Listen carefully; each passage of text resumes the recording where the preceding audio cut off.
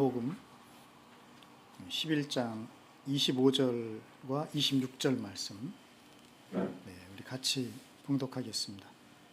요한복음 11장 25절과 26절입니다. 같이 읽겠습니다. 예수께서 마르다에게 말씀하셨다. 나는 부활이요 생명이니 나를 믿는 사람은 죽어도 살고 살아서 나를 믿는 사람은 영원히 죽지 아니할 것이다. 네가 이것을 믿느냐? 아멘.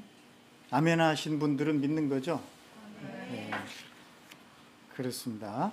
네, 오늘은 이제 우리 주님의 부활을 기념하고 또 기억하는 부활절 예배죠. 그래서 주님이 오늘 부활하신 거라고 우리가 믿습니다. 네, 그러니까 금요일 밤에 주님이 십자가에 달리셨고 장사 지낸 바 되셨다가 3일째 되는 날 부활하신 거죠. 그래서 오늘 우리 교회들은 어느 때보다도 정말 기쁘고 즐거운 그런 날을 우리가 맞이한 것이죠. 근데 여러분 표정이 왜 이렇게 힘들어 보이는 표정입니까? 네, 괜찮아요. 오늘 말씀을 들으면 이제 정말 그렇구나 이렇게 될 것 같아요. 오늘 말씀의 제목은 그래서 죽느냐 믿느냐, 그리고 그 다음은 이제 말을 줄였습니다. 여러분이 상상하시도록. 여러분 잘 사는 것 중요하죠. 그래서 부자가 꼭 잘 사는 사람은 아니다 라고 부자가 아닌 사람들은 대개 그렇게 말을 합니다. 네. 근데 또 자기들도 은근히 부자가 되고 싶어 하죠. 그게 잘 사는 것이라고 생각을 하는 거예요. 근데 그러다가도 잘 사는 것도 중요한데 잘 죽는 것도 중요하지 않은가? 이런 생각을 하게 됩니다. 잘 죽는 것. 우리가 살면서 죽음이 좀 멀리 있는 것처럼 그렇게 느끼고 여기는 것 같은데 사실은 그렇지 않아요. 네. 죽는 줄 알았다, 야. 네. 죽을 짓을 하였다. 그죠? 이제 죽었구나.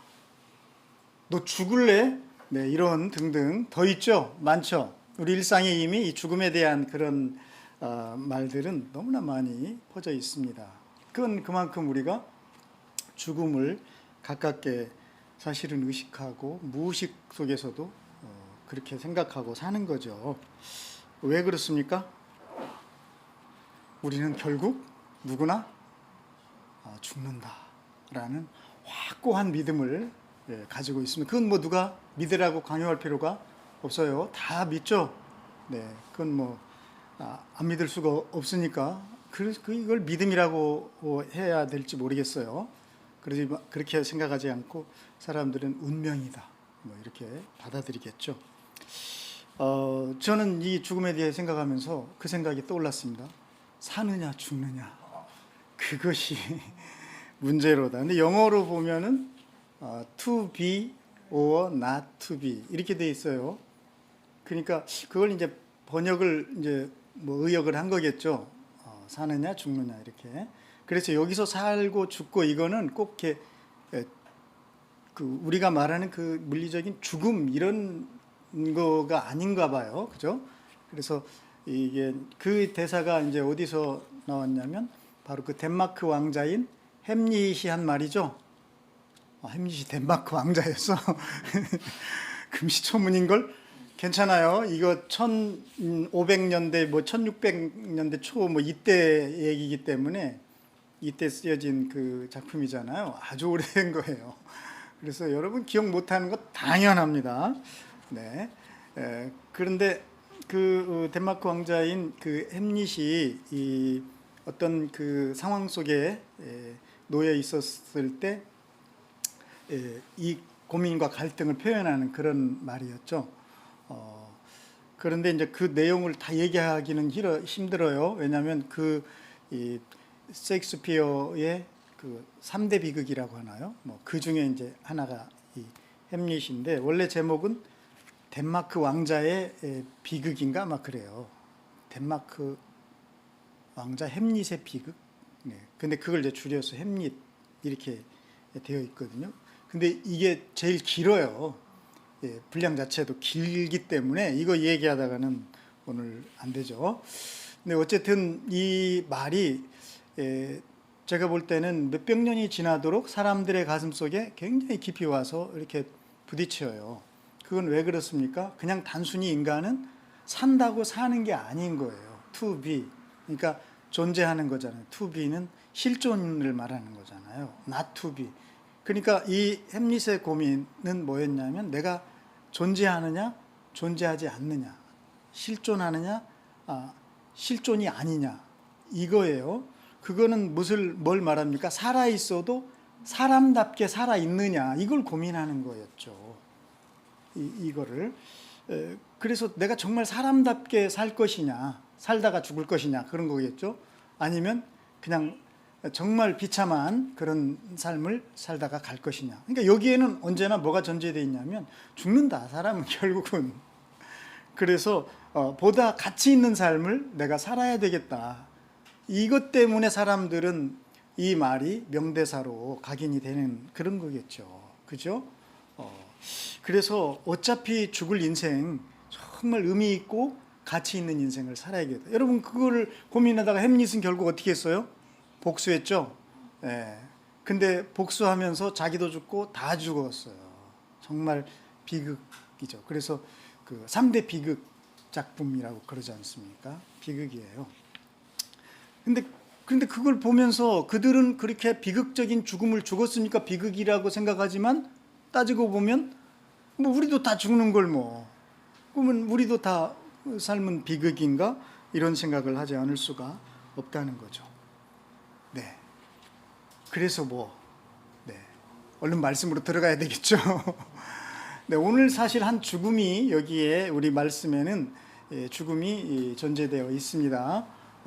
이 남매는 나사로라는 오빠와 그리고 마르다, 마리아, 이 3남매가 살고 있었어요. 베단이라는 마을에 살고 있었습니다. 근데 이 남매는 조금 특별합니다. 왜 특별하냐? 예수님께서 사랑하시는 가족들이었습니다. 부럽죠? 네, 안 부러워요. 우리도 다 주님이 그렇게 사랑하시는 남매들이거든요. 네, 그런 사람들이었어요, 그 당시. 그런데 오빠가 죽을 병에 들은 거예요. 그래서 어떻게 했습니까? 네, 마르다가, 언니가 빨리 사람을 보냈습니다. 주님, 빨리 오십시오. 어떤 믿음이 있는 거예요. 그죠? 예수님은 죽을 병도 고칠 수 있는 분이라는 믿음이 있으니까 이런 행동하는 거 아닙니까? 그래서 주님이 허겁지겁 달려오시지 않으셨어요. 주님은 그런 분 아니에요. 네. 주님이 웬일이신지 이 사람이 왔는데도 가시지 않으셨어요. 그리고 그 이유를 제자들에게는 뭐라고 했냐면, 너희로 믿게 하려고 그러셨다. 그래서 믿음이라는 말을 거기서 더 강조하셨습니다. 그리고 결국은 나사로는 어떻게 됐어요? 네, 죽었어요. 그런데 주님은 이 사람이 죽었는데 이제 그때 비로소 제자들하고 그 마르다와 마리아를 찾아오는데, 그때는 이미 나사로가 죽어서 며칠이 지났습니까? 4일이 됐어요. 그래서 이미 나사로의 시신은 어디에 있었습니까? 무덤의 장사가 지낸 상태였습니다. 그러니까 뭐 한마디로 말하면 이제 끝난 거죠. 다 이제 종치고 막이 내린 거잖아. 인생의 막이 내린 거예요. 한 사람의 인생에. 그때 주님이 오신 겁니다. 네. 어때요? 주님의 타이밍, 여러분 어떻게 생각하세요? 뭐 주님이니까 감사하긴 한데 좀 기분은 안 좋죠. 뭔가 좀 오시려면 좀 일찍 오시지. 네. 아마 마르다도 그렇게 생각했던 것 같습니다. 딱 여러분이 마르다 수준이에요 보니까. 마르다 주님 보자마자 그렇게 말을 했어요. 주님이 여기 계셨더라면 우리 오라버니가 죽지 않았습니다. 굉장히 믿음이 있는 거예요. 어떤 믿음? 죽을 병도 사실 수 있는 믿음. 근데 우리는 그 말보다는 뭐가 탁 와 걸립니까? 이 믿음보다는 이 말 배경 속에 그렇지만 주님도 죽음은 어쩔 수가 없다는 이런 그 아주 현실적인 그 현실 그 상황에 이렇게 뭐랄까 갇혀 있는 묶여 있는 그런 마르다가 이제 우리에게 느껴지지 않으니까 뭔가 답답하죠, 그죠? 정말 답답하죠. 뭐 주님이 오셔도 해결이 안 되는 거잖아요. 답답한 거예요. 그러면서 여러분이 그런 나의 일상 속에서 정말 주님으로 해결이 안 되는 일들이 어마어마하게 많은 것 같은 생각이 확 겹치면서 정말 믿어도 돈은 있어야 제가 이게 돈 얘기 죄송합니다.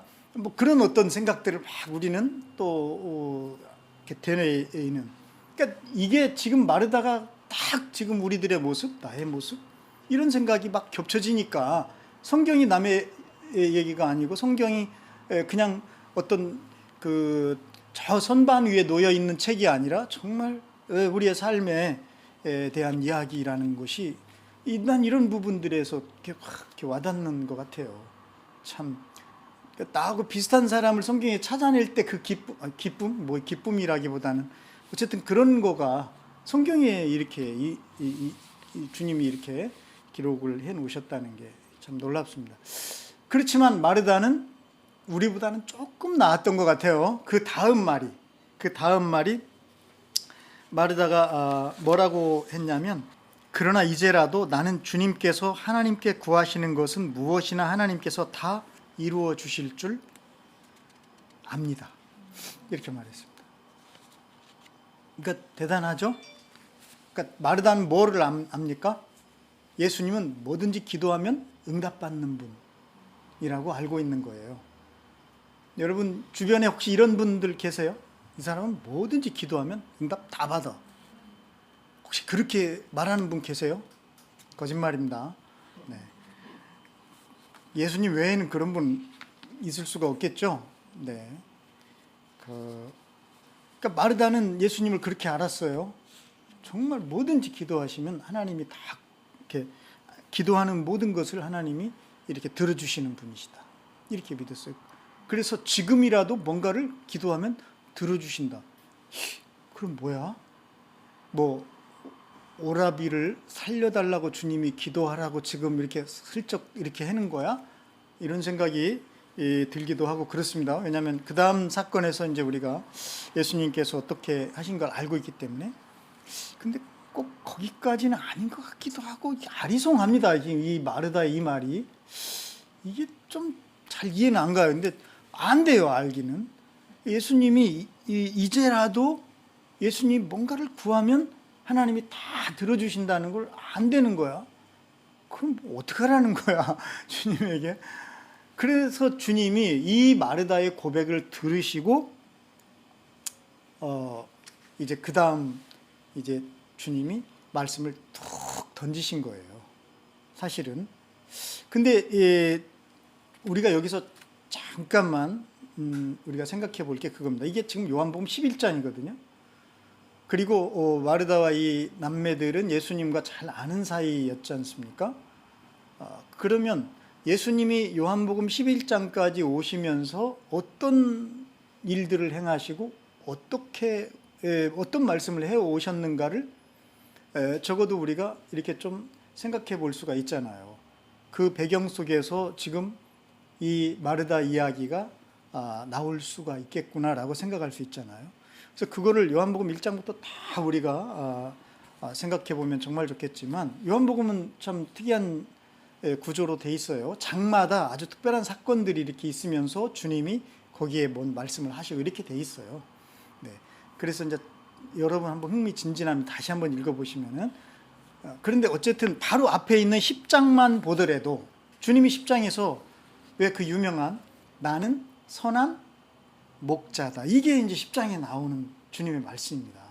주님이 자기를 소개하실 때 내가 선한 목자다라고 소개를 하시면서 그러면 선한 목자가 되시면 사람은 뭐가 되는 거예요? 양이 돼야 되겠죠. 양 하고 싶지 않으신 분들은 뭐 아무거나 하세요. 일을 하시든지. 근데 우리는 양이죠. 다 양이 되는 거죠. 그래서 주님은 선한 목자이기 때문에 자기의 양을 인도하시는 분이라는 거죠. 근데 그 인도한다는 의미를 주님 뭐라고 하셨냐면 나는 그들에게 영생을 준다. 이렇게 말씀하셨어요. 10장에서 이미. 아니 누가 영생을 막 줍니까? 사람이 사람에게 내가 당신에게 영생을 주고 싶소. 뭐 이렇게 말할 수 있는 사람이 있어요? 그럴 수는 없잖아요. 그러니까 여기서 이미 이 10장까지 오면서 주님은 주님 자신이 누구라는 것을 밝히시는 겁니까 지금? 기억자들이 가는 말 있죠. 그리스도, 그죠? 내가 그리스도라는 거를 왜냐하면 예수께서 성전 경내에 있는 솔로몬 주랑을 거닐고 계셨다. 그때 유대 사람들은 예수를 둘러싸고 말하였다. 당신은 언제까지 우리의 마음을 졸이게 하시렵니까? 당신이 그리스도이면 그렇다고 분명하게 말하여 주십시오. 이렇게 말했거든요. 누가요? 유대 사람들이. 그러니까 그리스도면은 분명하게 얘기를 해라, 밝혀라. 그 말에 주님이 하신 말씀이 이겁니다. 내가 너희에게 이미 말하였는데도 너희가 믿지 않는다. 이렇게 말씀하셨어요.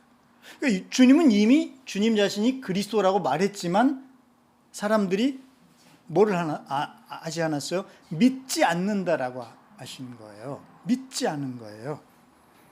내가 아버지의 이름으로 하는 그 일들이 곧 나를 증언해 준다. 그런데 너희가 믿지 않는 것은, 중요한 이제 표현이 나옵니다. 너희가 믿지 않는 것은 너희가 내 양이 아니기 때문이다. 굉장히 무서운 말이에요.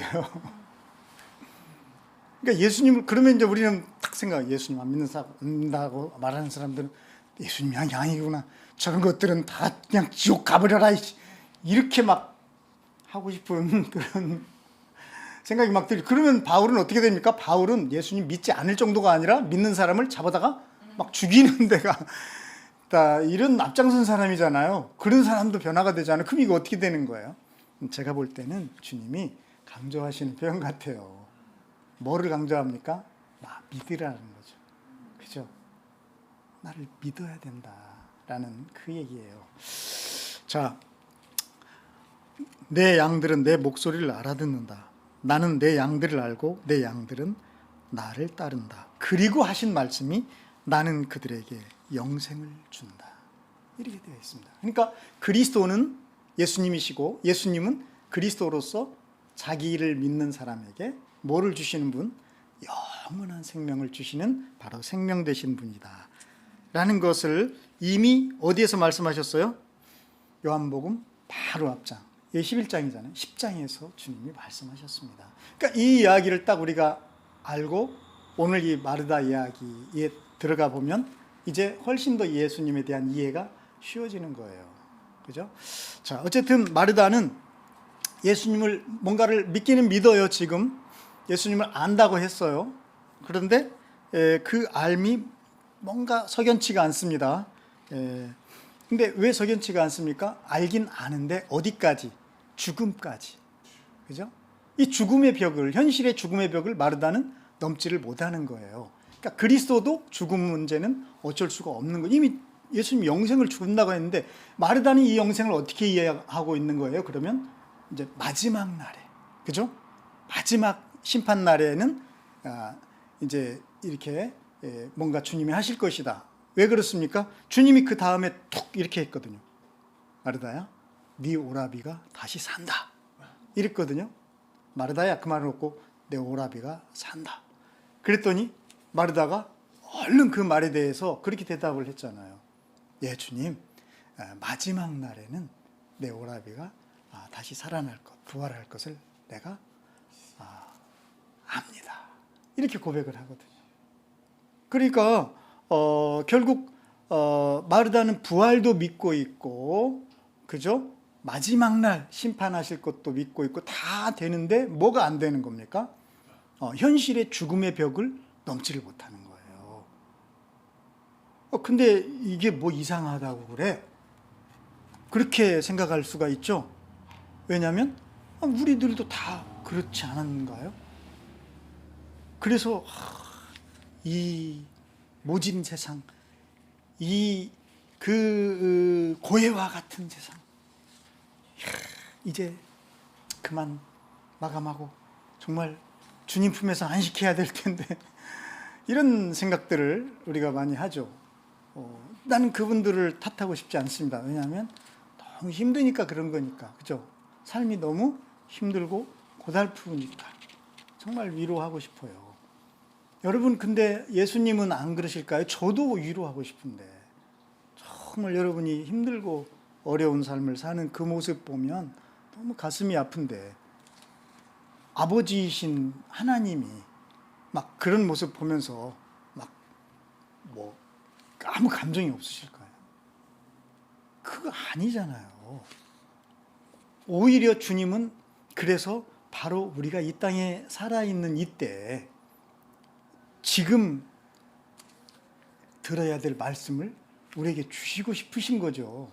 아니, 진정 그 복음, 그리스도가 가져온 복음은 우리가 한계라고 느끼고 벽이라고 느끼는 죽음의 그 다음부터 일어나는 어떤 일이 아닌 거예요.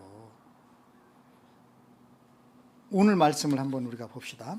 그러니까 마르다가 이제 그렇게 얘기했다고 여러분 그렇게 얘기했습니다. 마지막 날에는 다시 살 것을 내가 안다 그랬거든요. 그 다음에 이제 예수님이 주신 말씀이 바로 이거예요. 오늘 우리 본문, 나는 부활이요 생명이니. 이제 이 말씀이 그 다음에 주신 거예요. 바로 그 마르다의 그 말 다음에. 그러니까 내가 부활이고 생명이다라고 하시는 이 예수님의 이 말씀은 이런 배경이 있습니다. 그러니까 이런 배경을 생각하지 않으면 내가 부활이고 생명이다 이 말씀이 굉장히 추상적이고 또는 뭐 좀 비현실적인 말이 되기가 쉽습니다. 우리는 다 이 말에 대해서 알고는 있는데 실제 현실 속에서 이 말이 힘을 못 쓰는 그런 말이 되기가 쉽습니다. 그래서 제가 이렇게 조금 길게 그 배경에 대해서 얘기를 한 거예요. 분명히 마르다와 마리아의 오빠인 나사로가 죽었고 주님은 그 죽기까지 기다리셨고, 왜? 너희로 믿게 하기 위해서. 그러니까 이 죽음보다 이 죽음을 그러니까 그리스도이신 우리 주님은 이 사람이 끝이라고 생각하고 벽이라고 생각하는 이 죽음의 문제에 대해서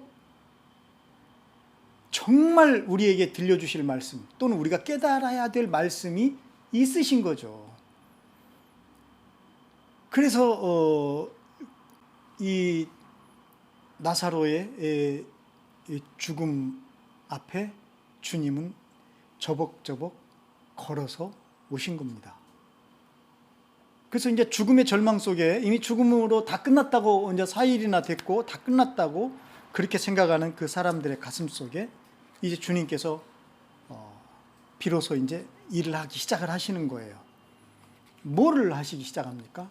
제일 먼저 주님이 하신 일은 주님이 누구인가를 우리에게 새롭게, 인간이 끝이라고 생각하는 그 죽음의 현장에서 주님이 가르쳐 주시는 겁니다. 예수님은 누구신가? 예수님은 누구시라고 말씀하시고 본인이 직접 얘기하시는 거예요. 그게 중요하잖아요. 나는 뭐라고 말하십니까? 여기 써놨잖아요. 부활이요 생명이다. 이렇게 말씀하셨어요. 나는 부활이요. 여러분, 내가 부활이요 생명이다. 그 부활, 그러면 우리는 항상 죽음이, 주님이 우리를 대신해서 죽으셨다가 살아나셨다, 이 생각만 합니다. 그죠? 근데 여러분 생각해 보세요. 이 말씀은 아직 십자가 사건 이전이에요, 이후예요? 이전에 하신 말씀이에요. 그러니까 십자가를 지시기도 전에, 돌아가시기 전에 이미 주님은 주님 자신이 누구라고 말씀하시냐면 내가 부활이다 라고 하고 계시는 거예요. 이게 굉장히 나는 중요하다는 생각이 듭니다. 우리는 늘 부활 그러면 예수님이 죽으셨다가 살아나셨다 이것만 생각하는 거예요. 주님은 이미 그 전에 내가 부활이다라고 얘기하신 거를 우리가 기억을 잘 못하고 있습니다. 왜 이게 중요하냐면, 여러분, 부활이라는 뜻이 다시 살아난다 이렇게 생각하잖아요. 다시 일어난다, 부활, 다시 살아나는 것, 이걸 부활이라고 그러잖아요. 그런데 예수님이 내가 부활이다, 그러면 예수님이 다시 일어난다, 다시 살아난다? 이거 어떻게 되는 거지? 이게 부활은 명사지만 부활의 의미는 동사잖아요. 다시 살아나는 거잖아요. 그런데 예수님 그분이 부활이에요. 내가 부활이라고 하시니까. 이걸 이제 우리가 생각을 해봐야 됩니까? 그리스도로 오신 그 예수님이 부활인 거예요. 부활로 오셨어요. 그러니까 처음부터 오실 때부터 주님은 부활로 오신 거예요. 어디에? 이 세상에. 그런데 여러분, 이 세상의 모든 사람들은 사실은 사람뿐만 아니라 살아있는 모든 생명체는 다 어디에 서 있습니까? 그 이전에 죽음 위에 서 있습니다. 많은 생명들이 다 살아있는 것들이 죽어간 그 위에 지금 우리는 잠시 서 있다라고 생각을 해요. 그죠? 우리도 죽는 운명이다, 이렇게 생각하는 세상입니다. 그래서 죽음이 사실은 일상이고, 죽음이 거의 그냥 삶인 거죠. 죽음을 향해서 가는 것이죠. 그건 뭐 무슨 철학자가 얘기해서 그런 것이 아니에요. 우리 뭐 다 그렇게 알고 있잖아요. 이런 상황에, 이런 세상에 예수님이 오셨는데, 그 예수님이 나를 누구라고 소개하냐면 부활이다라고 소개하는 거예요.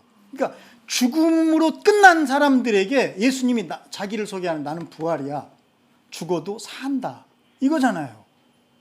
그러면 여러분, 이런 죽음을 생각을 해보셨나요? 어떤 사람이 죽었는데 죽어도 살아. 그럼 그게 죽음인가요? 우리가 생각하는 죽음과는 이 죽음이 이제 달라져 버리는 거죠. 예수님이 그런 분이에요. 그러니까 세상에서 이런 사람이 없고 이럴 수가 없는 거잖아요. 근데 그리스도는 그런 분인 거예요. 그분이 그리스도예요. 그러니까 우리는 그리스도 그러면은 우리 죄를 위해서 대신 죽으시고 늘 여기에만 이렇게 갇혀 있거든요. 아니, 근데 주님은 내가 부활이야 라고 말씀하고 계십니다. 죽어도 사는 거야. 이제 우리는 죽음에서 딱 끝난 거예요. 딱 거기까지야. 우리의 모든 생각이나 모든 것은 딱 거기서 정지됩니다. 세상이 다 그거니까요. 그런데 하나님으로부터, 하나님의 보냄받아서 오신 바로 그 예수님은 내가 부활이다라고 하시는 거예요. 이제 죽음에서 일어나는 거예요. 죽음에서 시작하는 거예요. 그러니까 죽음이 이제 죽음이 아닌 거지. 이렇게 주님은 주님 자신을 우리에게 소개해 주십니다. 어느 자리에서 죽은 지 나흘이 된 그 장례 현장에서 이야기를 하시는 거예요. 왜 굳이 그 현장에서 얘기합니까? 그리고 왜 굳이 마지막 날에는 다시 살 줄을 내가 압니다, 이렇게, 그러니까 마지막 예수님이 이제 재림하셔가지고 이런 걸 우리는 연상하게 되잖아요. 그때는 이제 우리가 영원히 주님과 함께 천국에서 삽니다, 이렇게만 생각을 하잖아요. 그런데 주님은 그 말을 전혀 인정하지 않으시는 듯이 이렇게 얘기하시는 거예요.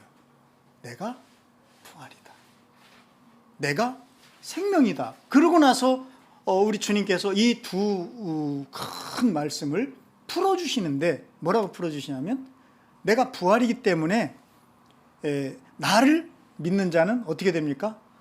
죽어도 산다. 이게 부활의 의미였구나. 주님이 말씀하신, 이걸 우리가 이해하게 되는 거죠.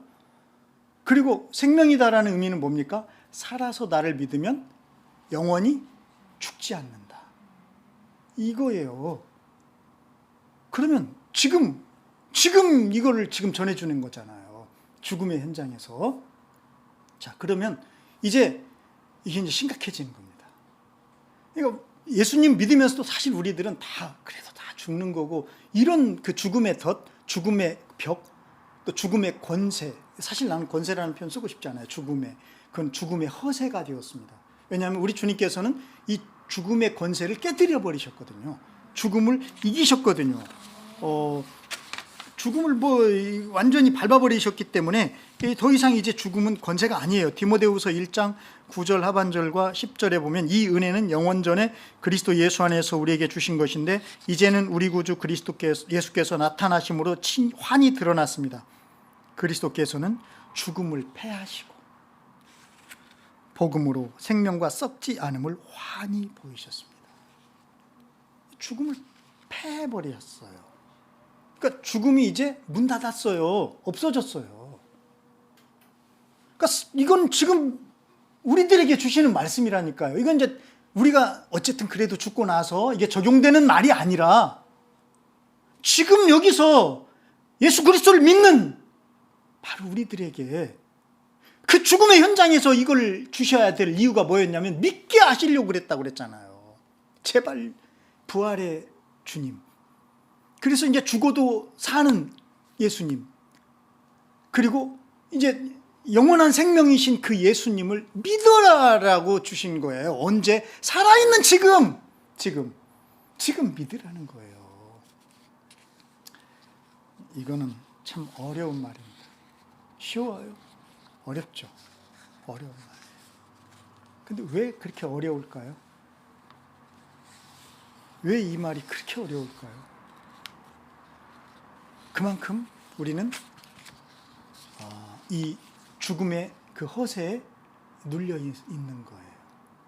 너무 죽음이 일상화되어 있고, 그리고 적당히 이 복음이 이 우리들의 그 죽음의 생각과 이게 섞여 있습니다.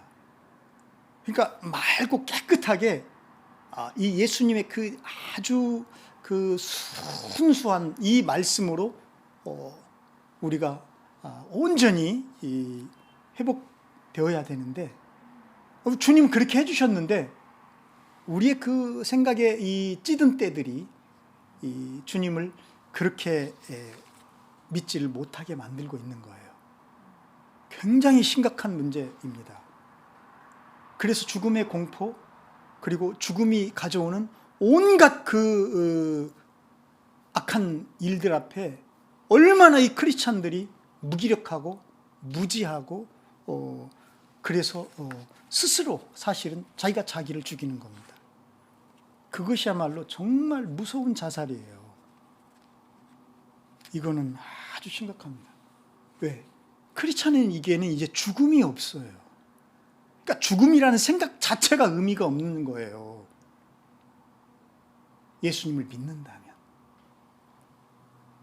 예수님은 부활이기 때문에 죽어도 사는 거고, 그리고 살아서 믿으면 영원히 죽지 않으니까요. 저는 이 말씀을 묵상하면서 정말로 너무너무 죄송스럽고, 내가 정말 주님을 안 믿는구나. 마르다처럼 늘 죽음의 벽에 딱 막혔구나. 주님의 사랑을 받고 주님을 사랑한다고 하면서, 그리고 어느 정도 믿음, 죽을 병도 고치신다고 믿는 그런 믿음도 있고, 또 하나님, 예수님은 뭐든지 하나님으로부터 받아내실 수 있는 그런 분이라는 걸 믿고 있고, 또 마지막 날에는 부활한다고 믿고 있고 알고 있으면서도 여전히 우리는 이 죽음이라는 이 허세 앞에 꼼짝 못하고 현재 살아있는 삶을 다 거기다가 바치고 사는구나. 여러분의 하나님이 주신 생명이지, 이건 죽음이 여러분에게 주는 생명이 아닙니다. 지금 우리가 사는 이 생명은. 왜 이 생명을 이 죽음 앞에, 사망의 권세 앞에, 권세도 아니라니까, 이것들한테 우리가 바치고 있냐고요. 왜 죽음의 공포 속에 살아가냐고. 왜 죽을 것을 무서워하며 살고 있냐고. 왜 죽음 앞에 떨고 있냐고요.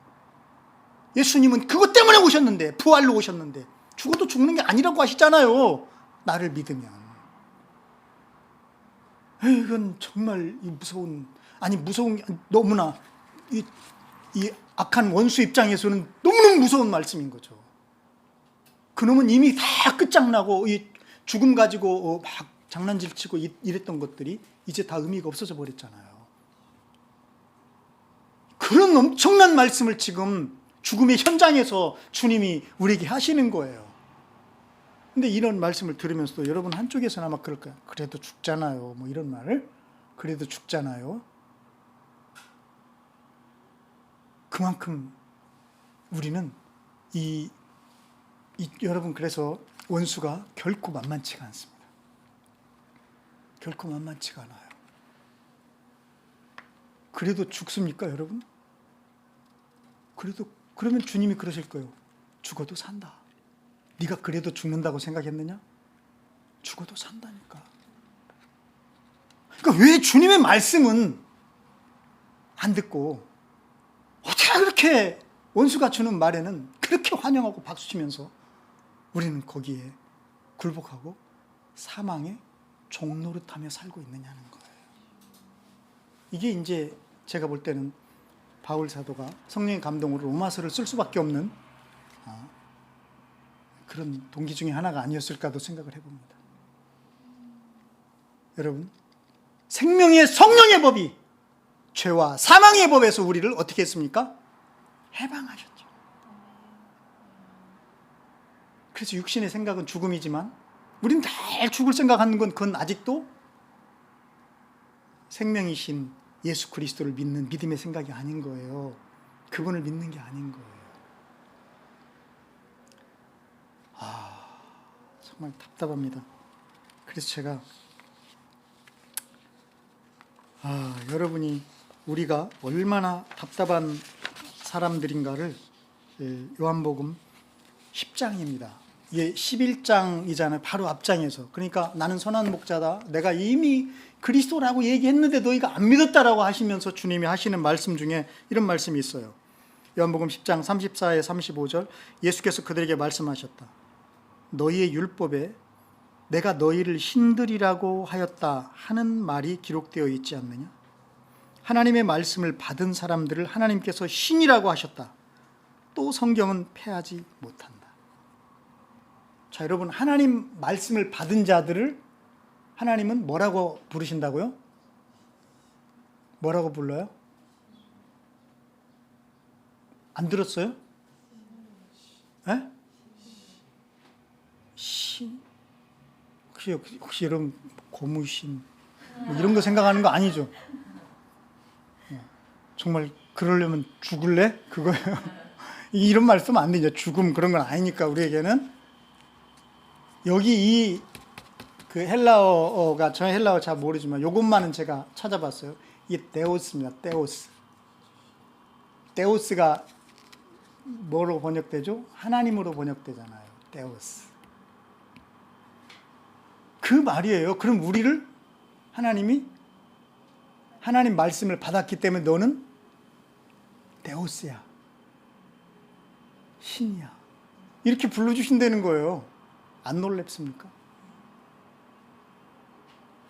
그러면 여러분, 우리가 놀라운 존재입니까? 아니면 우리가 받은 하나님 말씀이 놀라운 겁니까?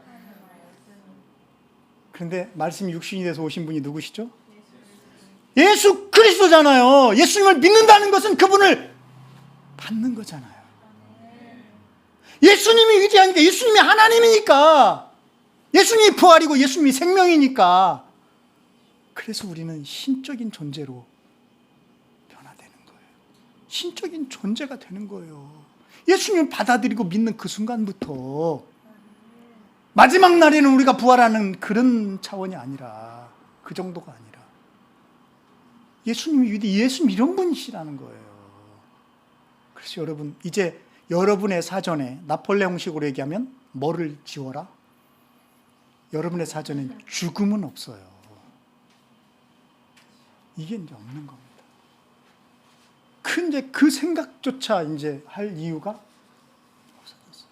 자꾸 그런 생각이 나면 빨리 예수님은 부활이시고 내가 믿는 예수님은 생명이시라서 죽어도 살고 살아서 믿으면 영원히 죽지 않는다라는 이 놀라운 진리를, 이 복음을 이제 여러분이 받아들이십시오. 이게 믿음입니다. 그러면 어떻게 될까요? 그 사람의 인생은 주님이 어떻게 되는지를 보여주셔요. 자, 여러분, 이렇게 주님 말만 하시고 끝나셨나요? 나는 부활이고 생명이다. 나를 믿는 자는 죽어도 살고 살아서 나를 믿으면 영원히 죽지 않는다. 그리고 뭐라고 하셨죠? 네가 이것을 믿느냐? 이거잖아요. 네가 이것을 믿느냐?